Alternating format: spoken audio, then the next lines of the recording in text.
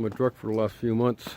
It was parked for about 2 months, and in the wintertime wasn't started.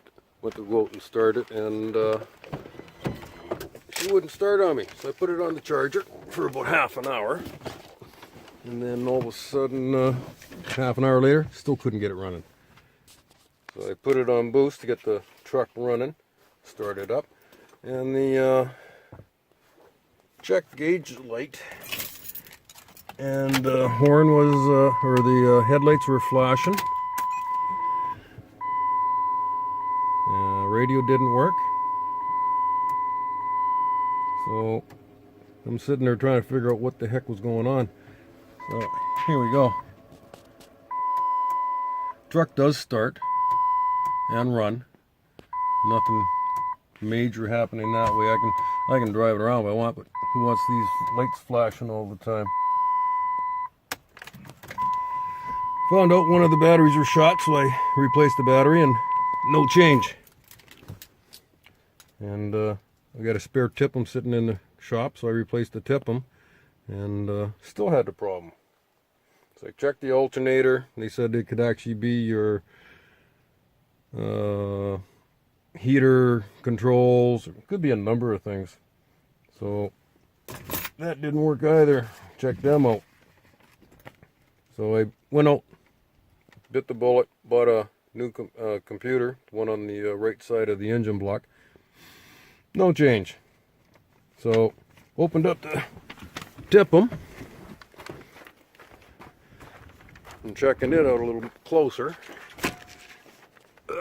Excuse me, gotta climb up in here. And they were saying that the fuse number 11, you can actually pull it apart or pull it out, this one right here, and it'll kill all your auxiliary power. So I left the key in the run position without it running, and the problem went away. So trying to figure out where the heck that there fuse is controlling. So I pulled the TIPM, removed the power. Right here, there's a couple clips. You pull on this side and this side, and it'll clip, swing forward on you. Found out it was connected to a blue connector, the K connector, and that was the one that was connected to the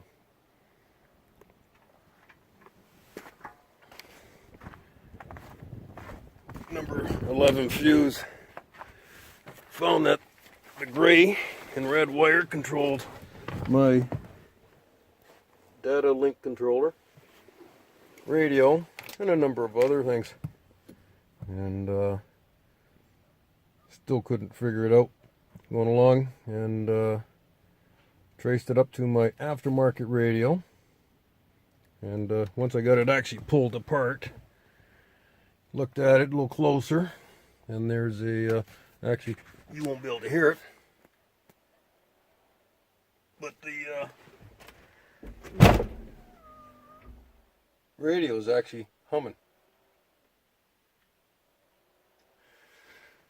Closer look at it, they got this CAN bus data link controller hooked into the aftermarket, and just in the back here they've got a 1 amp fuse.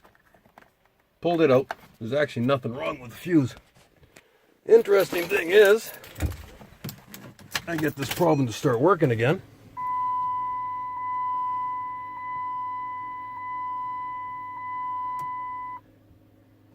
You can hear all the clicking. Headlights are actually flashing. Got all these things going on. And I go up, pull this one fuse out. Problem's gone. So we'll have to see. Just went and ordered a new one. 260 bucks Canadian, and we'll see if that's going to make any difference. All right, just to see if that was a problem, go out and pull the CAN bus interface apart. Pulled it out, give it a shot.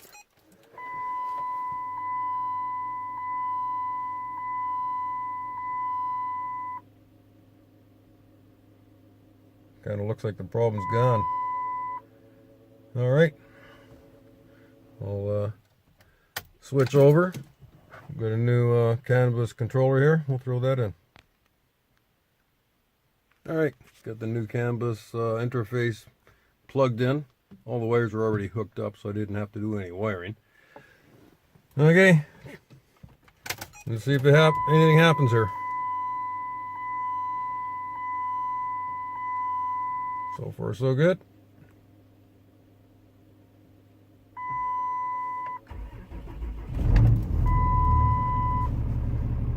She's fixed. $260, and 3 months later.